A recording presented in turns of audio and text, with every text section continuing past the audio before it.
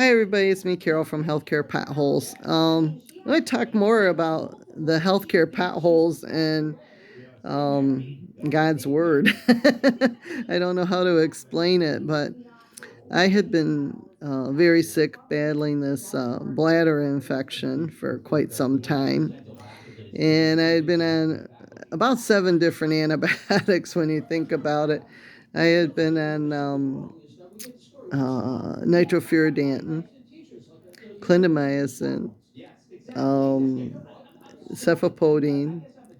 Then I went back on nitrofurantoin, and I started cranberry pills. I went to my chiropractor a while ago when I had a problem and got this use, and I'm going to spell it because I can never pronounce it. He calls it Usayurvi, but it's USNEAUVAURSI, and it's a naturopathic med for bladder infections. And usually that is the last resort for me, and it'll kick anything out that I usually have. And it didn't even do that. And I was very disappointed going, what do I do? So, and then I was on phosphomycin as well. And that's for a resistant organism. So that didn't work. I still had yucky looking urine.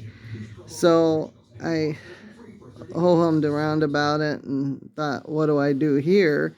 And in a conversation with my physician, he thought maybe I should see a urologist. So I went back to my urologist that I had seen previously.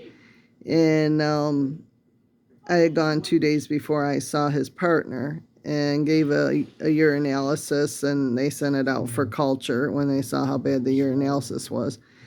And it came back, this strange rare bug, and we're going to talk about things here. It came back positive for Hafnia, Hafnia, Alvei, Hafnia LVE, or something like that. And there are certain things when doctors do cultures, they take anywhere from 48 to 72 hours to grow, depending on the organism. Some organisms are better than others at growing. And somehow this hospital that I went to only believes in doing a 24-hour culture, and then they think that's the God's gospel. Okay. I remember as a child, I had a kidney infection, and my doctor said, well, I know what her urine looked like, and I know that she's got an infection, and I don't understand why it's not coming back. I'm going to put it back in the incubator a little longer. Now, this is when urologists would do their own lab testing. They didn't have a lab that they sent out to.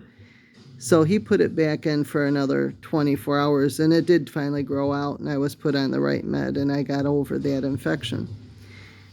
So I kind of know what I'm talking about with microbiology. And so they kept only doing 24 hours. Then they look at it and say, you're not sick. There's nothing wrong with you. Get out of my ER. Well, this ER doctor was really nice. It was his teaching service that was the problem.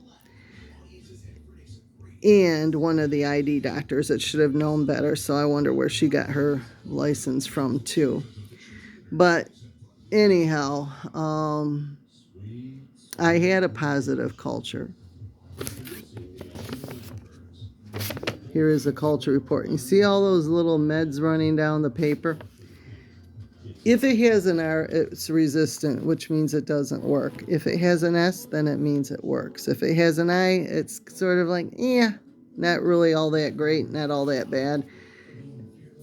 They would rather use something that's sensitive to the organism. Then you get into where the level of organism is. If it's real potent, if it's not so potent, what works, what doesn't work, that type of thing.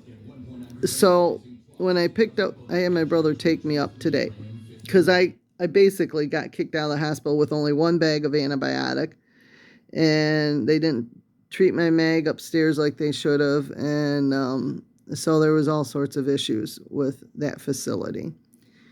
And I'll tell you how I'm going to handle that. So I decided that I would have my brother take me up to my urologist's office and pick up the report. Now, my urologist I had been talking to this whole time, they kept trying to fax reports over, and someone at the fax machine was eating it or throwing it out and not putting it into where it needed to go to the doctor to treat me.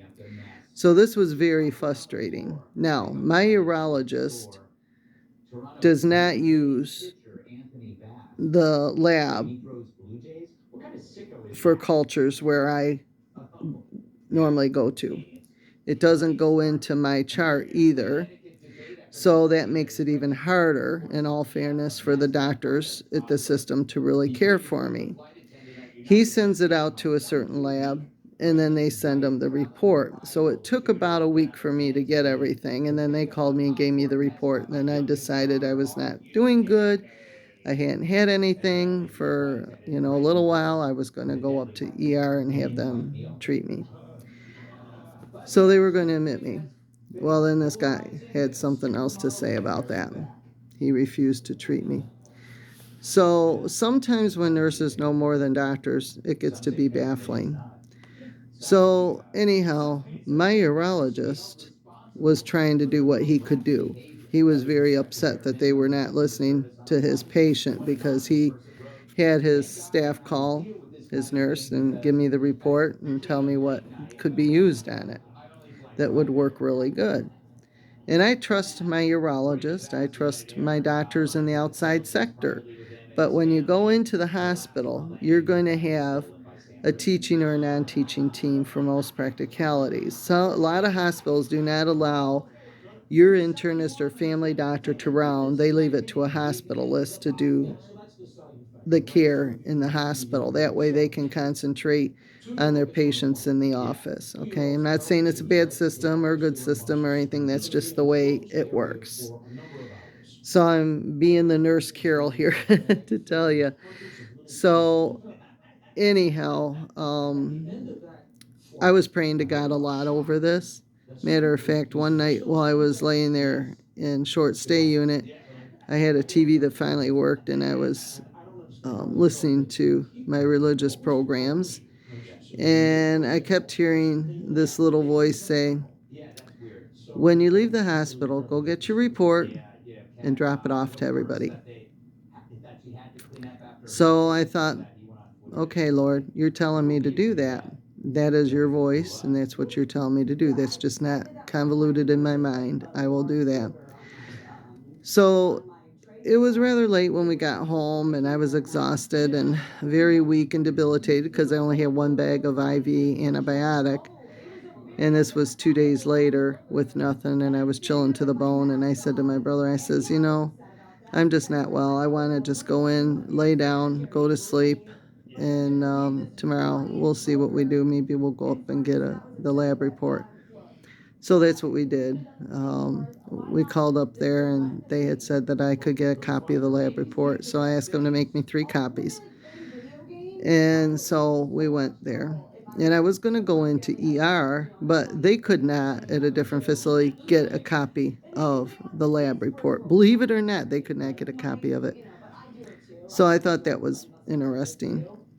So, anyhow, from there, I went down and got a copy of it and made sure that it was, what they had given me, that it was the right name, number one, and that it was the positive culture that I had been looking for. So after I picked it up and I looked at it, my brother was loading my walker, I said to him, I want to stop off at my family doctor's office and drop him a copy off because he's going to be calling me at 3 o'clock, and I want him to have the results so he knows how to treat me the best way. So we did that. We dropped it off, ran it into his office, and he called me a little early because we had a power outage. And we went through the report, and he appreciated me getting the report. My doctor of the urology does not believe in using the system that I was at because they only run the cultures for 24 hours. And he's had a lot of people that have been acutely sick that need the cultures run a lot longer, like 48 to 72 hours. And somehow they're not doing that at the facility that I went to. So he took it upon himself to collect urine and send it out to a lab that he prefers to use, which is fine. I don't have a problem with that. The problem I have is when your physician faxes things over, which they should, and they didn't get it and they didn't choose to treat it if they did get it. So that's the issue that I have right now. So, my doctor put me on tetracycline to work on this Hafnia LVE orally. Now, nitrofurantoin was supposed to work on it, and it didn't. That we can't quite figure out why that didn't work on it. We're perplexed. So, anyhow, he looked at the report and he says there's a couple oral ones that we could try that we haven't tried. So let's try the one oral. We tried nitrofurantoin and it didn't work. Let's try the tetracycline. So that's where I'm at now. I would rather try oral than to be in the hospital, definitely. But I think this is going to be one of these organisms that's going to have IVs. But I could be wrong because after 2 pills, my bladder's not cramping like it was. So maybe we're on the right track. I'm hoping and praying that we're on the right track. I'm hoping with God's grace that I'm on the right track.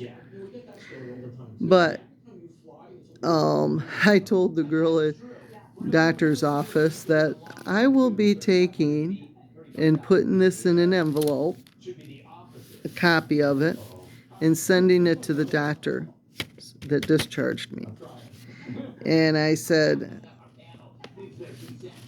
I am not happy about this. And I don't even know if I will go and see ID, but I may, to explain a little rule to them, because I did not like my ID's on-call doctor. I don't know where she trained, but she apparently isn't learned enough about microbiology. So, which I find that hard to believe being an ID doctor, but sometimes you run into doctors that are not swift and they're smart. Some are book smart, some are people smart, and then there's others that just are there for the bucks, and that's what I think this one was. So I was too sick to really care, to be honest with you. But everything I needed, I had to fight for. They didn't even give me the right magnesium that I needed. I require 3 grams at 1.5, and they only gave me 1 gram. And I've been home pushing Powerade, which hasn't been good for my blood sugars. Even though I take the zero Powerade, it still has artificial sweetener in that still jacks my blood sugars up because I'm allergic to it. But it is what it is.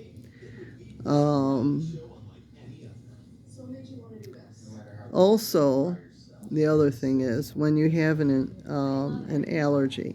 Now this speaks to all the mothers with kids out there with peanut allergies or fish allergies or any of these other allergies. You will find doctors that don't want to believe that you have an allergy. And what set this one doctor off, which I prayed to God about, and God came to me last night while I was sleeping and said, remember when you were in the hospital and they were all over you about not taking insulin because you're allergic to fish? And I said, yeah. Well, go back to that day. And that's all he said. I knew exactly what he was talking about.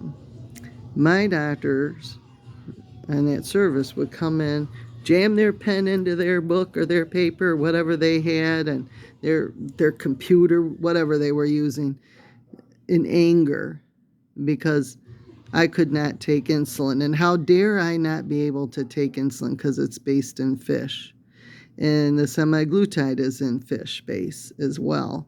So even if they take it out of the base, I still have problems with the semaglutide, with it upping my blood sugars and I would have to chase them all the time with increasing my insulin, which was very costly and very not effective. It was making me diaphoretic, and because it really was a paradoxical pulsus reaction that I was having. And sometimes I'd have airway compromise, or my airway would get tight. There was a lot of things. So it was a lot of issues. So in the meantime, I was very frustrated. And they were frustrated because they didn't know how to care for someone with blood sugar problems. So just let me go. It's not really true blood sugar. Get over it. And they couldn't understand that. So they sent a shrink in to evaluate me. This is so funny. And she comes in and she says, I understand you don't want to take your med. I says, no, it's not that I don't want to take my insulin. I'm allergic to the fish in the basin and the semaglutide. She says, oh my God, so it's the doctor that has the problem. I said, you got it. I said, I don't mean anything negatively about the doctors, but they're the ones with the problem. I'm fine that I can't take insulin. I mean, I'm just looking around for some other options in the meantime that I can do that might help my blood sugar problem. And so she says, oh my God, I live with a kid with a peanut allergy, and if he gets a peanut butter cookie or a candy bar with peanuts in or peanut butter in, or he gets a peanut butter and jelly sandwich over at a friend's house, she says, I have to run him into, I understand what you're going through. So it's the doctor that has the problem. I said, yeah, I think so. So now what happened after that, I have no idea. But she was going to go talk to them. And I don't think it went very well because when I came in, he refused to care for me. And needless to say, I didn't have to see her back because I wasn't nuts. I had an allergy, and you certainly wouldn't give any of those other things to a kid with a peanut allergy. Same thing with me. You wouldn't give insulin if it had fish in and you had a fish allergy. I even react to sea salt. That's how sensitive my allergy is, that I have to watch sea salt and everything. And I wish people would get rid of sea salt because it's really not healthy. And it really, even though they say, oh, it has less sodium in it, my sodium is so low, I need the salt. So, and I need the iodized for goiter. So, you know, we're cutting our own throats by getting rid of our iodized salt on the table, to be honest with you, and only having sea salt on the table. So, that's a big healthcare pothole. And I just think that, my urologist was right in doing what he did, sending his stuff off to a different lab. I just wish there was a way that they could put it into the chart so that the doctors would have a copy of that. But there really isn't a way to do that. So, right now, but maybe in the near future there might be.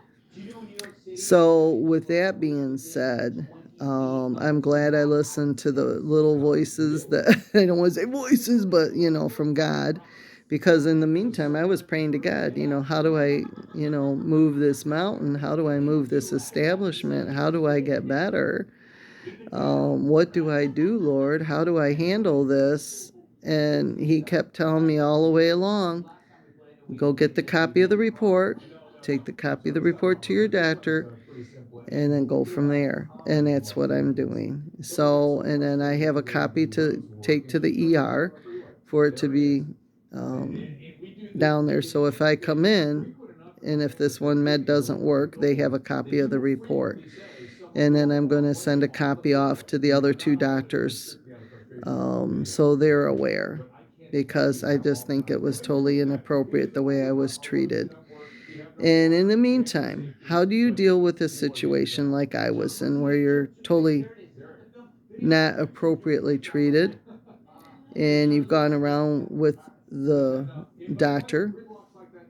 What are your options? Well, if you have Medicare, they have a number that you can call, and you can go to Medicare and you can talk to them. And it's a Q10 line. Yeah, Q10 line that they have that you can go to, which is quality control line, or quality care line. and you can file a complaint there, which I am in the process of doing. The other thing that you can do is you can always go to the licensing board, but then you have to realize if you do that, there may be consequences because that doctor will tell everybody that, you went to licensing board. So you have to be careful about that. They have what's known as a patient advocate at the hospitals. You can call them up and talk to them. This patient advocate wouldn't come up and talk to me because she knew that they were in the wrong on what they did. So I went to the manager of the floor and told them what was going on. And so she says, interesting enough, if you go and sue the doctor, which I was ready to do because I was so sick, my main goal was to get better. Um, she said, then the patient advocate can't come down and talk to you. I said, okay, fine. I says, because what they've done to me is just totally, ridiculous. I don't even know if Medicare will cover the cost of my hospitalization. And if I find out that it's not covered, then there will be legal action. Because they should have treated me. I mean, I came in, I told them who to call, I gave them the number to call, and they refused to do so. So it falls on their head, not mine. Um, they also know that he practices on staff so that they could call and talk to him. It's not like they're pulling God things. That's one thing that I get very upset with is doctors don't like to talk to doctors. They think they're God and they shouldn't be talking to each other, and that's just got to stop. You want to get your patients better, then you better start talking to each other about things and caring a little more about things. And if you can't call them, then have your nurse call them or your medical assistant, whatever you have working in the office that you trust, to call and get that report over. And when I went through results where I used to work before they closed down because my boss retired,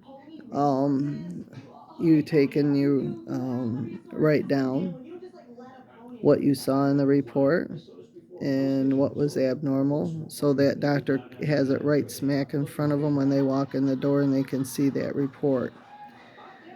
I was a little more proactive than most people because of where I trained and how I learned and what I learned. And a lot of doctors take that as a threat. And I always start when I go to a new doctor, I am not a threat, I'm your best ally. And they realize that. And so, with that being said, I'm looking at options of how to make this better. I might end up going and making an appointment with administration and talking to administration about what I went through and how to handle it. I discussed it with my family doctor, how frustrated I was, and he knows that I'm not a bad person. He knows that I'll find a solution somewhere out there to hopefully make things better. Um, that's one thing. As mad as I was, I had to calm down and listen to God, listen to him coming through and saying, go get the report, take the report to your family doctor, have him look at it and review it, and he'll get you in the right med. And see, that's the thing. When they would culture my urine, it was only in there for 24 hours. It took 48 to 72 to culture. And this is a rare germ that I have that it comes from ground meat, pork, dairy, freshwater fish, as I said, and honey are the ones that contribute to it. And I eat a lot of ground meat. I don't eat as much pork as I used to, very little, unless it's in a meatball that I'm having. And then they do pork and hamburg together. And then the other thing is I don't really do freshwater fish because I'm allergic to fish, and I don't do honey because of being diabetic. Granted, it's a better source to have that honey as a sugar source because the body metabolizes it much different than regular white sugar cane. So with that being said, you really have to sometimes be your own advocate. And that's what I was trying to do. And it was falling on big time deaf ears because the guy didn't want to care for me. Um, and it goes back to that situation that I mentioned where I couldn't take insulin and they were, upset. And they didn't like it that I told the psychiatrist that I had an allergy. And she listened. And she was smart to listen. And I think had she not had kid that had peanut butter or peanut allergy, then I would have had a really big issue. So you have to really understand um, the way things are in the hospital. And yes, I had a lot of gut problems. This bug causes a lot of gut problems as well. So I'm hoping by being on a good oral source that it'll get in and work on the gut as well as the bladder and the kidneys, and I'll start feeling better.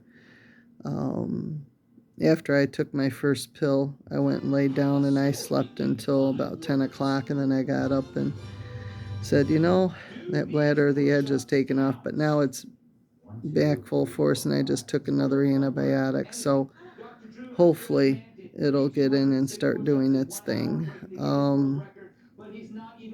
So that's where I'm at. I just wanted to tell you that healthcare potholes with Christian faith kind of combines things together. Sometimes I might talk more about health issues. Sometimes I might talk a little bit more about Christianity because I think they both go hand in hand. And God wants us to be better. He wants us to be healthy. There's a lot of information in the Bible about sickness and health issues and eating healthy. And um, I'm sitting here and I'm really analyzing that maybe after this I might consider going vegan to a point.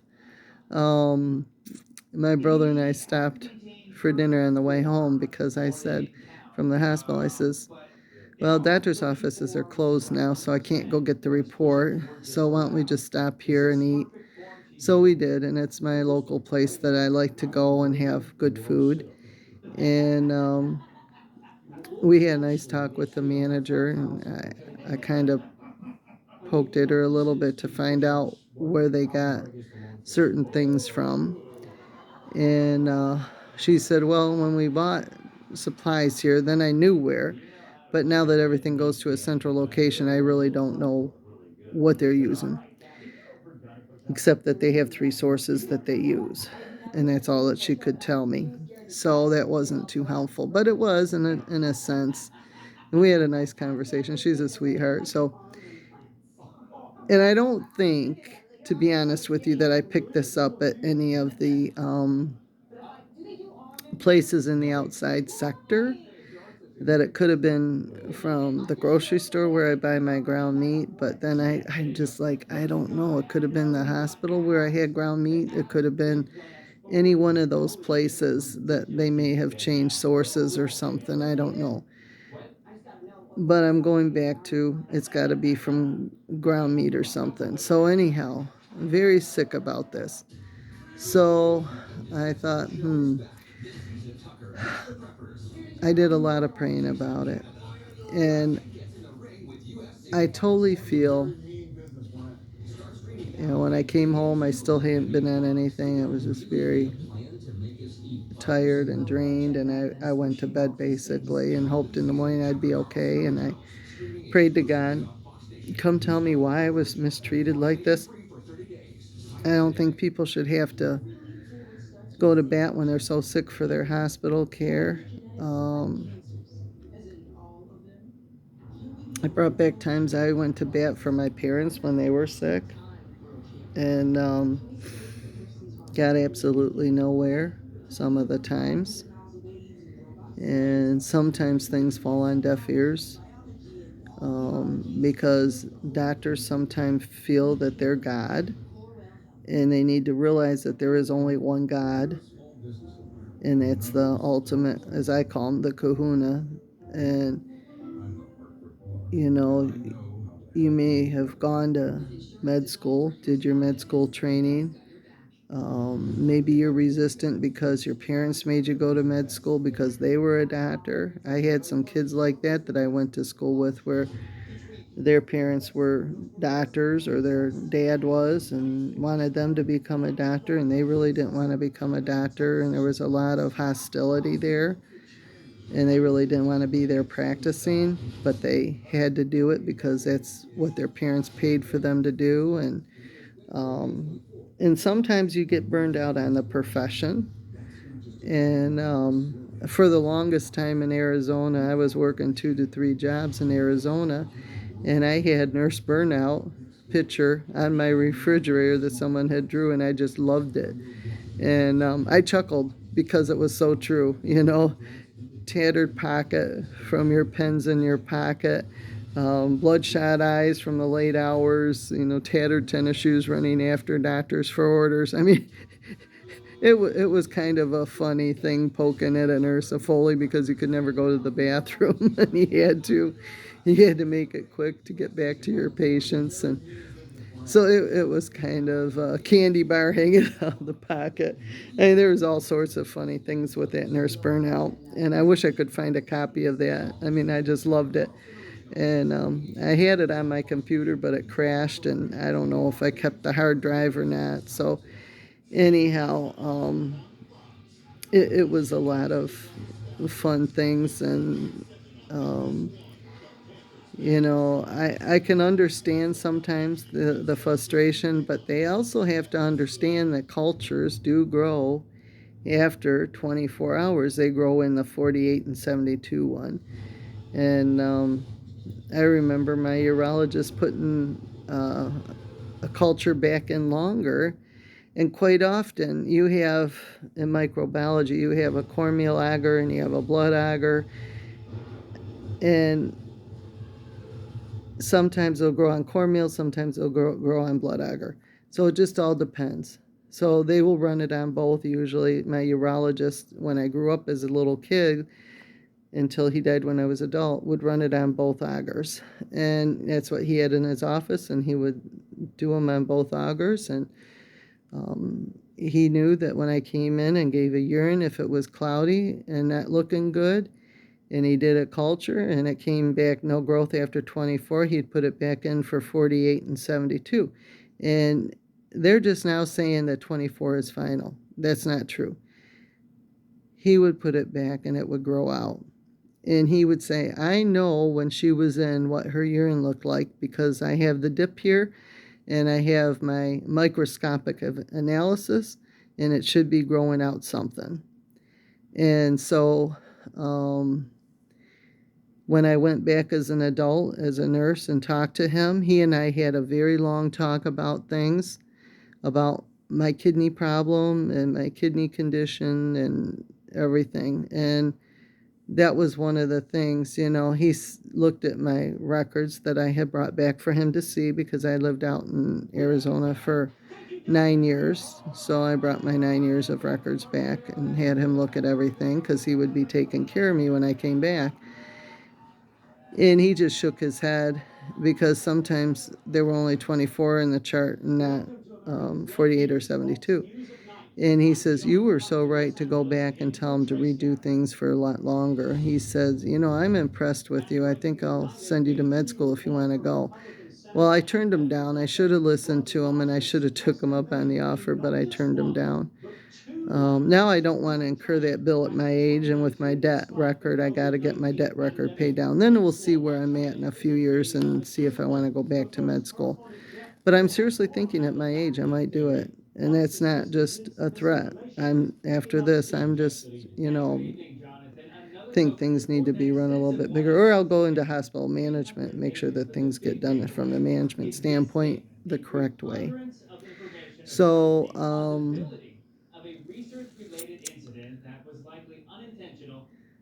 do I think these doctors need to lose their job? No, I just think they need to sit down and have a talk and learn something from someone of where she trained.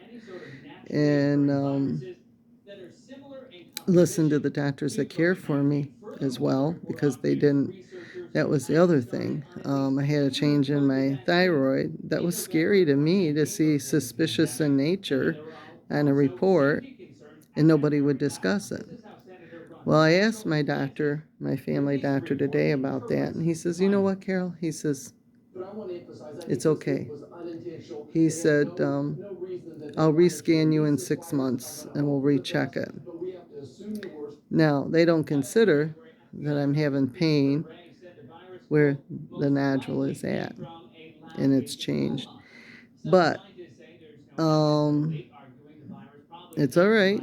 We're going to get it scanned in another 6 months. He will make sure that that happens, and he'll put the order in for a scan in 6 months. And I said, but then my surgeon will be gone, and I want it out if it needs to have surgery. So I'm still going to follow up with my surgeon to give him the courtesy of letting me know what he feels. Um, it's a small nodule, it's not big, so that's a good thing. Size wise, I don't know that it's really changed from the previous report. My family doctor didn't think it had, so that's a good thing. So we're holding our status quo there. Um, I'll go get my mammogram done and on Wednesday tomorrow, and we'll go from there. So that's where I'm at. Things are all good. By then, I'll have at least 24 hours of med in me, and hopefully, I'll know whether I'm going to be doing better or not by that 24-hour period or 48-hour period. Sometimes it takes a little while for things to get in, especially when you've been so sick. But um, I'm glad to at least get my culture report and that I could drop it off to someone that would listen and take care of me and treat me. And I plan on seeing my urologist and talking to him and next week. I think I see him next Tuesday. So at least with the upshot of being on oral antibiotics and IV, I can get Max's sutures out from his surgery from 2 weeks ago and get his rest of his shots. And then Saturday, my rest of my boys are going in for their shots and heartworm and all that stuff. So that'll be another $500 for the two. So we're just gonna kind of keep plugging away and hope everything works out. Anyhow, I just want to say that there's a lot of verses in the Bible on healing. There's a lot of verses in the Bible on how to manage people. And yes, I did lose my temper with this one doctor because he was not providing any care, and I was worried about my Medicare bill. And because I went in clinically sick, I was very weak. I was short of breath when I tried to put the dogs out. I was clinically sick from this infection. And I think my urologist knew that I would eventually wander in to get the report and take it to someone to get on the right med, and then we could talk about it when I see him. Forever grateful that he sends his stuff out to a different lab. And we just need to figure out how to get it in the chart so that they can see it so this doesn't happen again. So, with that being said, sometimes you have to be your own patient advocate. So I hope everybody has a good night and a good evening and a good tomorrow, and I'll be back online in a few days.